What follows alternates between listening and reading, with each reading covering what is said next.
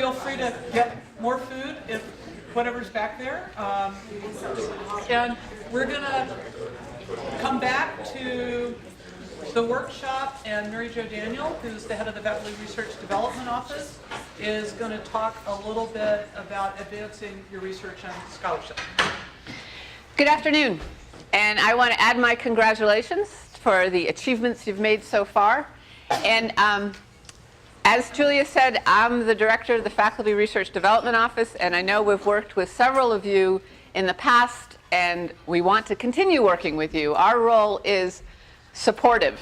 We are a support system for your research and scholarship. And so I'm going to talk a little bit about resources that are available to you and ways you can access them. But I'm also carrying forward that theme that you've heard so far about how do you keep in mind where you want to go and how do you really enjoy where you are. So to do this, however, I'm going to ask you to do something a little challenging for those of you who are still eating. I want you to find your agenda, that paper, and a pen or a writing implement of some sort. And I want you to turn that agenda over to the back side, the blank side. And I'm going to ask you to take a few minutes to write down what you love about your research and scholarship, about that element of your job as a professor here on campus. And we're going to take a few minutes for you each to write down, what do you love about that?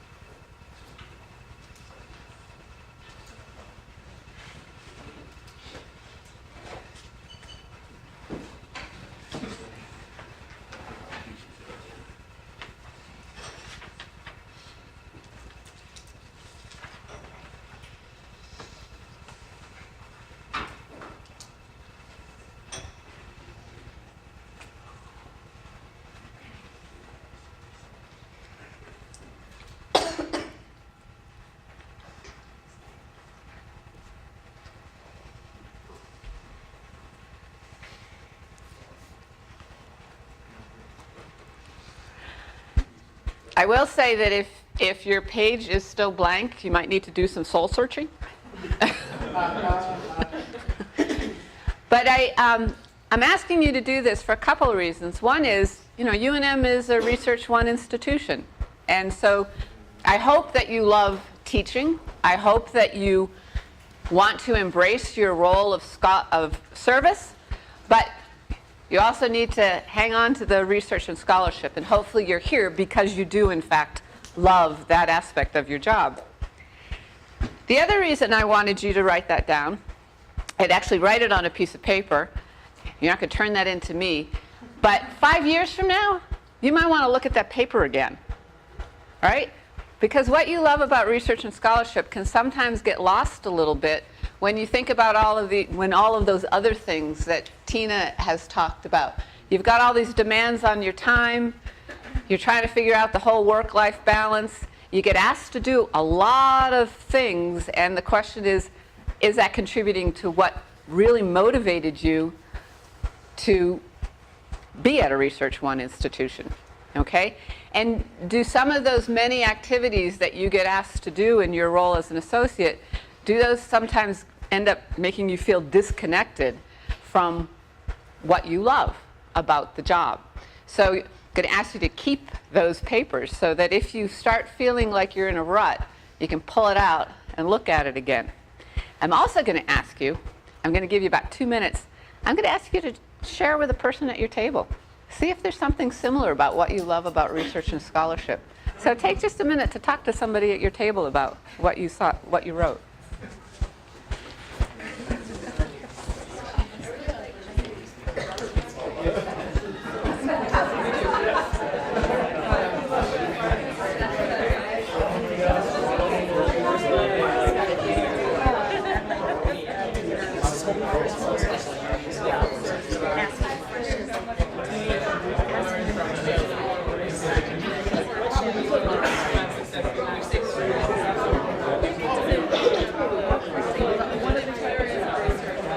Julie.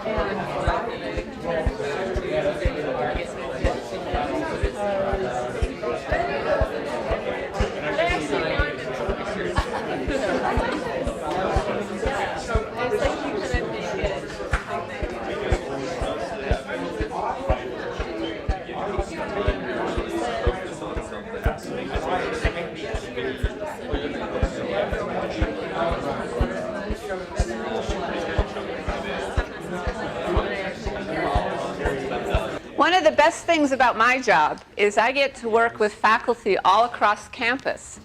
And so I get to hear a lot of the cool work that's going on in many different areas. And so I want to encourage you, as one of the ways to not get in a rut, is to keep talking to each other. You know, meet faculty from across campus. Go to events where you get to hear about the cool work people outside of your department are doing as well. Because that's one of the it's really invigorating to recognize and to hear about the amazing amount of intellectual brainpower that's on this campus that you're a big part of. So keep talking to each other. This is part of the whole thing about staying energized. So, you know, staying out of the rut, avoiding post-tenure stress disorder, or whatever it was. And one of the ways you can do this is, you know, you've heard about you get to make some choices now that perhaps you were reluctant to do, although some of you apparently have never been reluctant to make difficult choices. Think about the impact you want your work to have, not just on the field, but on the world around you, about the community. Who's important to you? What communities are important to you? And what impact can you have on them? My role is to support faculty in their research and scholarship. And of course, from the VPR, you know, that involves a lot of trying to get extramural funding. And many of those agencies want to see or hear about the significance of your work beyond just on you and the science, but how are you affecting society? And that's becoming more and more of an issue and more of a focus. And you can make a long-term plan, if you haven't already, about how you want all of your research to tie into making an impact on society, making an impact on communities. Look for opportunities to meet with and work with diverse colleagues. So you may have been focused as an assistant on a lot of individual work. You can, you know, broaden your reach a little bit, reach across campus. And these are things we can help you with. But you know, your ideas are very cool and can be very exciting, but they can almost always benefit from a new perspective and a little bit of a twist on what you've already been doing. So looking for interdisciplinary projects and partners and broadening the scope of the folks with whom you work can also be extremely energizing and keep you engaged. As I mentioned, you know, OVPR often cares about external funding. Julia said you don't have to change your research or scholarship, but perhaps there's a piece you've never really tried, or there's something that you want to go in a slightly different direction. There's small amounts of small funding. So there's seed funding you can go after, and you know, don't shy away from those. It's an opportunity to try a new direction, build a new collaborator. A couple are the Research Allocations Committee. Brandon can tell you all about that. So there's that funding through Faculty Senate. There's also the Women in STEM that some of you are eligible for. that Advance offers.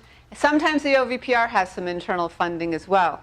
HSC sometimes has some seed funding. You can partner with them. You can actually cross LOMAS. It's allowed. And so look for those small funding opportunities to try new things. But then the other side of it is you can also go big. Okay? I'm not suggesting that tomorrow you should start working on a center grant. But if you really want to start building towards a large $20 million, 10-year science and technology center, he's pointing at you, Osman, you need to have a plan for that. You know, Tina talked about having a plan. You're not going to be able to go after one of those ginormous ones on your own. You need to have collaborators. You need to have the foundation for that. And so you can be working towards that. You also need to have some management skills. So perhaps that's something that you need to focus on a little bit. This is another place where finding mentors, finding role models, people who have led large projects, whether it's a research project or some other kind of large endeavor, learn from them. You know, find out who they are. One step towards that is taking more of a leadership role on a project with others. You may not be the lead, but you can take on more responsibility if that's the direction you want to go. The other part that Tina mentioned is getting support, you know, rising above the notion that you have to do everything on your own. And I know many of you have already taken advantage of some of the stuff that we can do. But I'm here to do a little advertisement for that as well. So FRDO is the Faculty Research Development Office. That's my office. And we are a network. So there's one of us embedded in most of the colleges. In arts and sciences, there's actually two, as well as those of us in the central office. And many of you have support at the department level where you can go to find out, get some help on, you know, sort of building budgets and some of the mechanics. But we can go beyond that too in terms of helping to connect you with resources and different kinds of facilities. We also have, at the very bottom there, we have a grad student who does graphics, and he's free. And so if you have a project where you, particularly if it involves grad students, which most projects do at some level, you know, with a little bit of warning, because he can't do things overnight. He's a grad student. He has to actually do his grad work. But he's great in terms of coming up with some ways to take what's in your head and make it into a graphic representation. This is some of the stuff we can do. And in your packet, you have a handout. And I encourage you to take that out and take a look at it. This is the sort of breadth of services, support services that we can offer.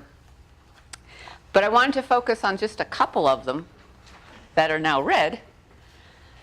If you're looking at developing a bigger project, and whether it's a multidisciplinary research project or any kind of project that involves many different components, we can help you think through the timeline and the schedule and what is sort of the project management of developing that project.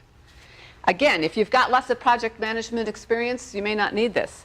Many faculty haven't spent much time learning how do I organize a big project? What are what's the timeline? What are the deliverables? What are the responsibilities? We can help you think that through. We can also help you think through sort of the long-range plan you might have for getting to something. So I want to move towards a center grant. What do you know about some of the smaller projects that could help me get there?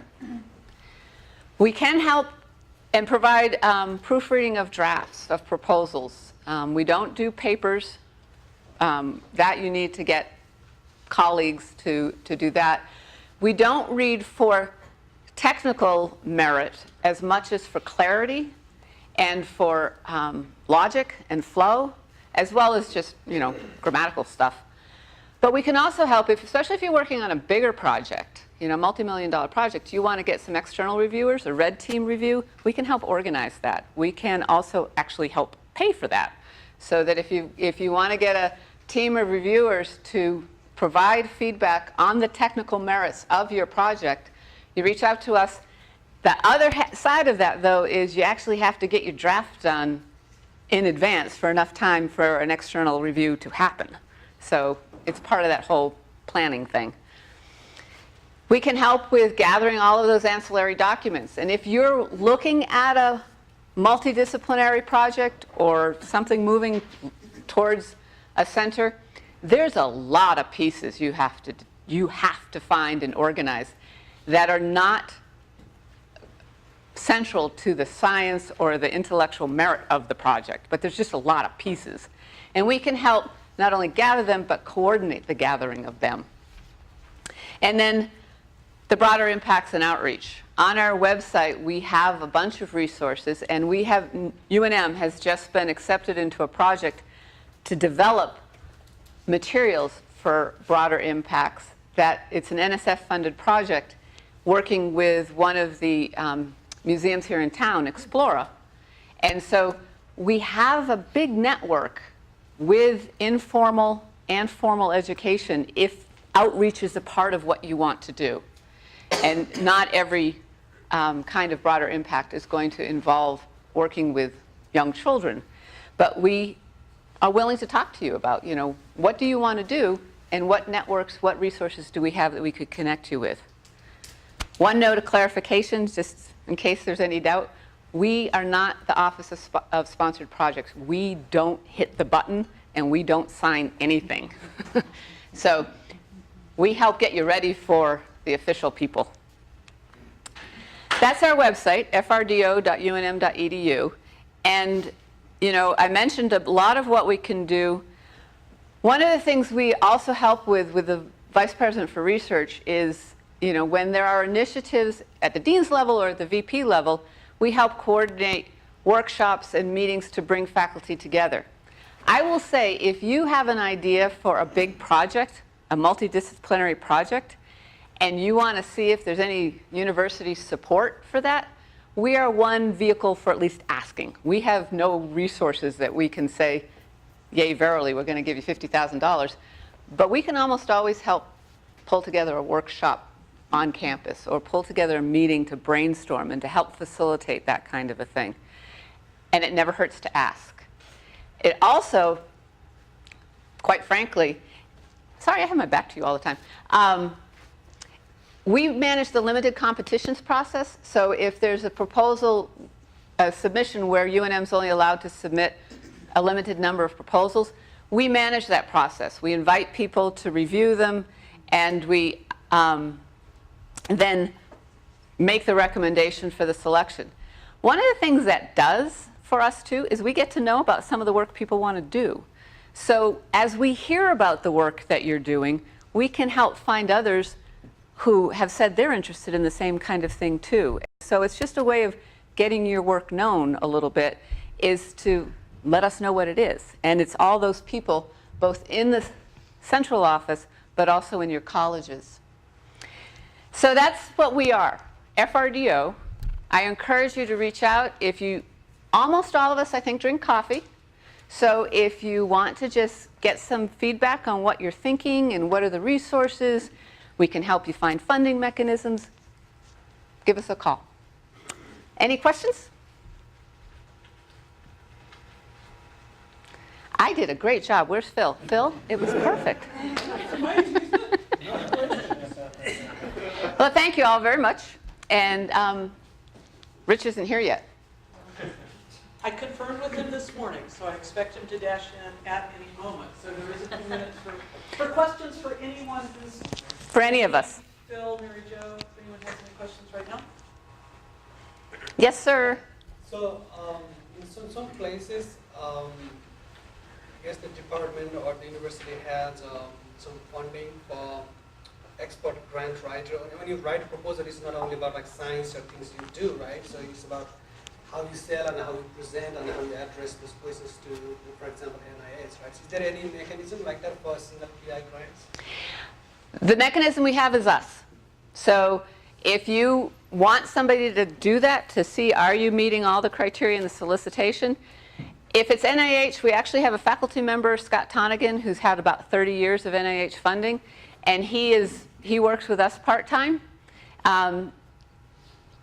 he consults with us, I guess I should say. He's also now the interim director of CASA, so he's got a lot on his plate. But he actually likes to help faculty. So if anybody's looking at NIH, you contact us and we can help you connect with him.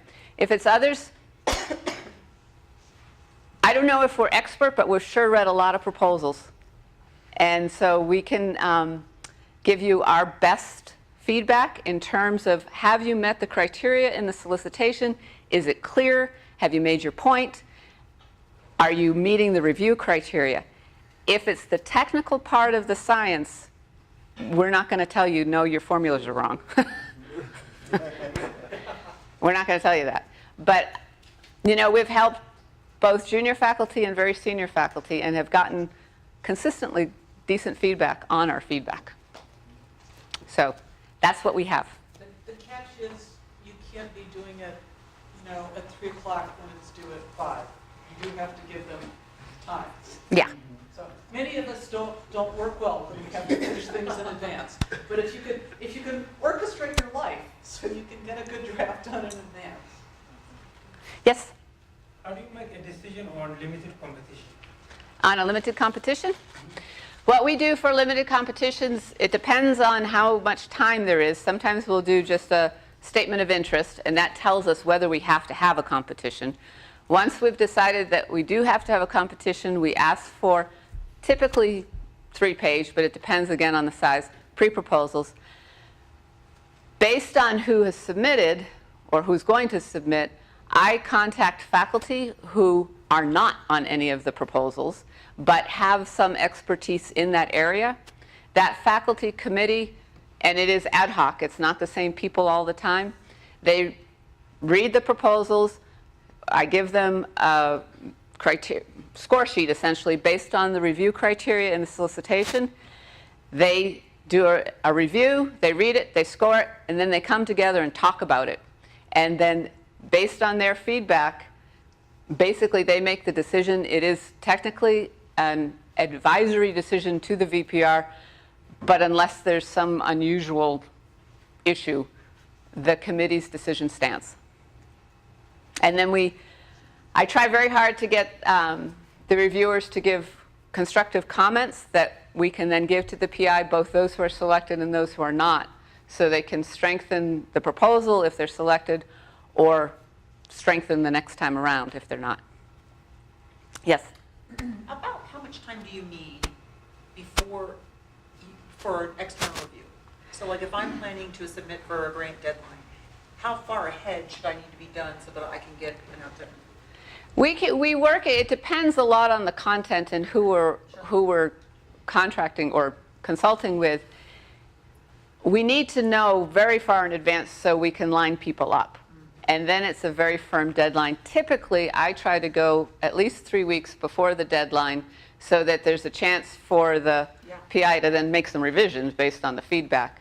But we set it up so I tell the reviewers, you're going to get the draft on this day, and you will have typically a week at the most to review it and get your reviews back.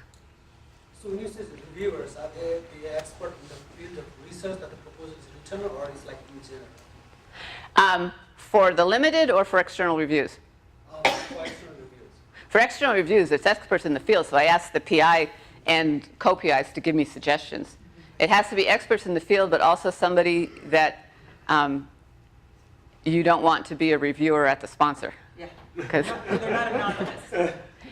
I guess they couldn't be. no, Yeah. no, it's not anonymous, but it's also, you're taking them out of the pool as a potential reviewer. Yeah.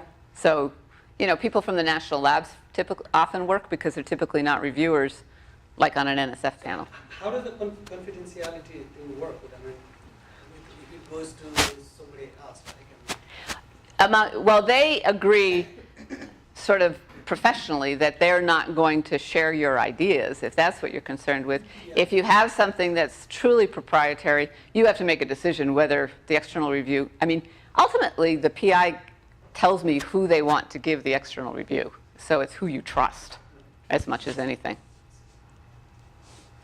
Yes? I have a question, Mary Jo, and I want to publicly thank you because you have been so supportive of Me personally, but Got you where you are today, right? yeah, exactly. But I guess the question that I have based on this bullet point that you have, that we are here at a point where we might consider doing, let's say, some proposals that are more complex or that involve different departments. So I guess I want your wisdom here on guiding us on the system and because you said the Lomas divide, and it's true that there is a Lomas divide. I've experienced it, I know. And then what's your advice on dealing with, for example, trying to put a center, but also keeping in mind the administrative constraints of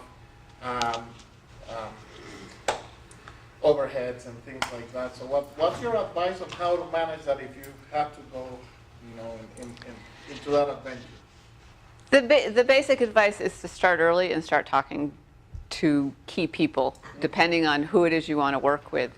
One of the things I would ask you in your new role as mentors of junior faculty or less experienced faculty is to encourage them to learn about the process.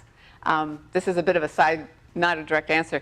Next Friday, there's a workshop over lunch that Advance is doing on how to submit proposals, basically, and it's intended for newer faculty. So encourage your junior investigators to go to that.